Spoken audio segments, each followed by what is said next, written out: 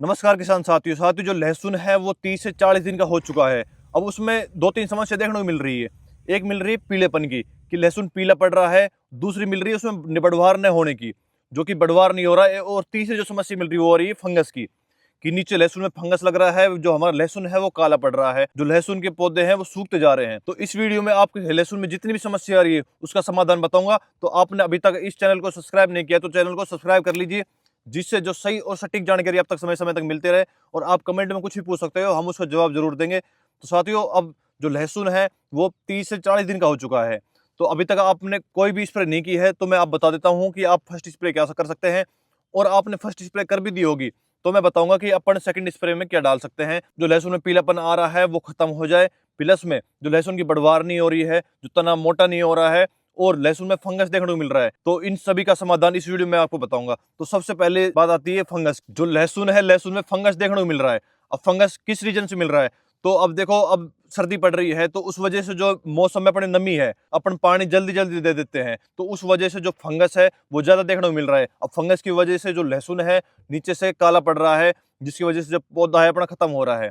तो उसका समाधान अपन क्या कर सकते हैं, और जो लहसुन में पहली डोज क्या डाल सकते हैं, जिससे जो हमारा फंगस वो भी खत्म हो जाए और फुटाव भी स्टार्ट हो जाए और जो बढ़िया न्यूट्रेंट मिल जाए। तो साथियों, अपन को नीचे से क्या डालना है? सबसे पहले लेना है फंगीसाइड। फंगीसाइड क्या लेना है? थाइपनिड मिथाइल 70%। अब कितना लेना है और ये क्या काम करता है? थाइपनिड मिथाइल एक फंगीसाइड है, अच्छा फंगीसाइड है, जो कि गलाव को कंट्रोल करता है, प्लस में जो फंगस है उसको खत्म करता है।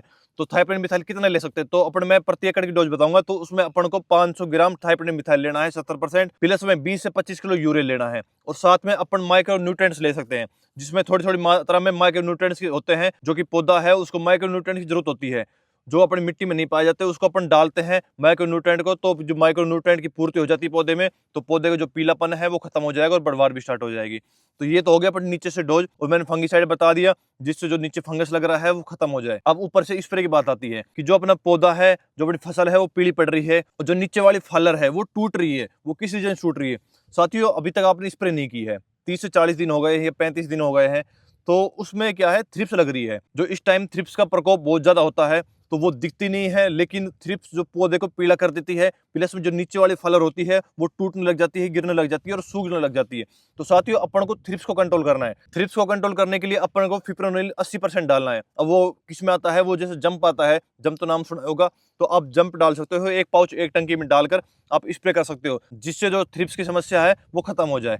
अब उसमें बढ़वार नहीं हो रही है और उसमें पीलापन आ रहा है, तो बढ़वार के लिए आप इसमें एमिनो एसिड प्लस में पेप्टाइड डाल सकते हो, जो कि बढ़िया बढ़वार करेगा, प्लस में हरापन लाएगा। तो साथियों, आप अमीनो एसिड प्लस में पेप्टाइड नहीं डाल सकते हो तो चिलेटेड जिंक डाल सकते हो। चिलेटेड जिंक क्या काम करता है? हरापन का काम करता है, जो कि पौधा जैसे पीला पड़ रहा है तो उसमें वो हरापन लाता है, क्लोरोफिल की मात्रा को बढ़ाता है। तो इन दोनों का आप डाल सकते हो। और आप इंसेक्टिसाइड में क्या ले सकते हैं और फंगीसाइड में क्या ले सकते हैं इनके साथ? तो आपको इंसेक्टिसाइड में अपन फिप्रोनिल 80% तो हो गया, वो हो गया थ्रिप्स के लिए। अब नॉर्मल कीड़े के लिए, हल्के मच्छर के लिए, तो अपन को इमामेक्टिन बेंजोएट 5% लेनी है। इसको लेते हो तो जो इल्ली लगती है, कीड़ा लगता है, वो खत्म हो जाएगा। अब इसके साथ फंगीसाइड के लेना है, तो फंगीसाइड अपन एक अच्छा फंगीसाइड लेना है, सिस्टमेटिक फंगीसाइड लेना है, जो पूरे पौधे में कंप्लीट सिस्टम में काम करे। अगर पूरे पौधे में कहीं भी फंगस आ रहा है तो वो बढ़िया सिस्टम में काम करे, पूरे पौधे की जो फंगस कहीं भी आ रहा है तो उसको खत्म कर दे। तो फंगीसाइड में लेना है एजेस्ट्रोबिन प्लस में डाइफेकोनोजोनल। इनको आप ले सकते हो, बढ़िया फंगीसाइड है, अच्छा फंगीसाइड है, सस्ता है और अच्छा है। तो अपन को स्प्रे में क्या लेना है? एजेस्ट्रोबिन प्लस में डाइफेकोनोजोनल, प्लस में इसमें इमामेक्टिन बेंजोएट लेनी है, प्लस में इसमें अपन को अमीनो एसिड या पेप्टाइड लेना है। अगर ये नहीं लेते हो तो आप चिलेटेड जिंक ले सकते हो। इन तीनों को मिलाना है और खेत में स्प्रे कर देनी है। जो आपका फुटाव है वो चालू हो जाएगा, जो आपका पीलापन है वो खत्म हो जाएगा, और जो आपका जो खेत में फंगस लग रहा है, पौधे में फंगस लग रहा है, जिसकी वजह से पौधे जा रहे हैं, तो जो फंगस की समस्या है वो देखने को नहीं मिलेगी। और जो नीचे से बेसल डोज में क्या लेना है? नीचे बेसल डोज में अपन 20 से 25 किलो यूरिया लेना है, प्लस में अपन को माइक्रो न्यूट्रिएंट लेना है। कितना लेना है? वो लेना है 8 से 10 किलो माइक्रो न्यूट्रिएंट लेना है। और प्लस में इसके साथ अपन को थाइपनिड मिथाइल 70% लेना है, 500 ग्राम। तो इन तीनों चीज को मिलाकर पूरे खेत में फेंक देना है, उसके बाद उसमें पानी दे देना है।